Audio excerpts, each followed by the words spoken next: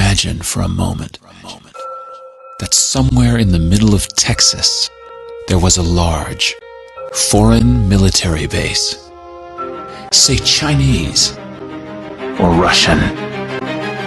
Imagine that thousands of armed foreign troops were constantly patrolling American streets in military vehicles.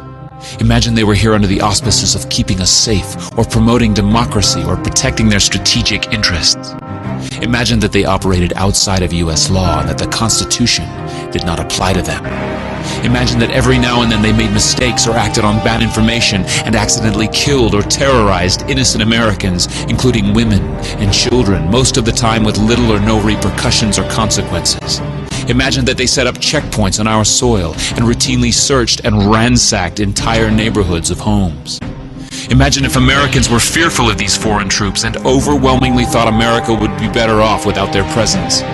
Imagine if some Americans were so angry about them being in Texas that they actually joined together to fight them off in defense of our soil and sovereignty because leadership in government refused or were unable to do so.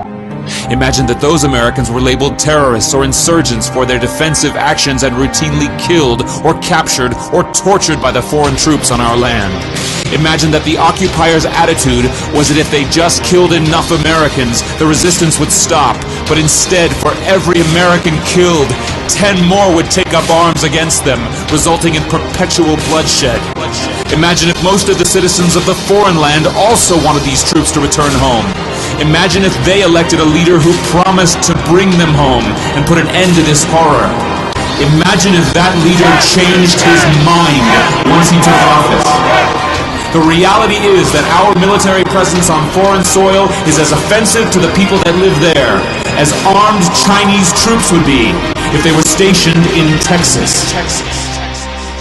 Shutting down military bases and ceasing to deal with other nations with threats and violence is not isolationism. It is the opposite.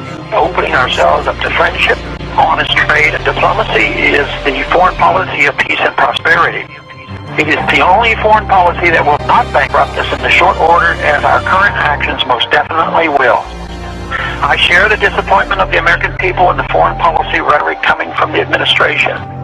The sad thing is, our foreign policy will change eventually, as Rome's did, when all budgetary and monetary tricks to fund it are exhausted.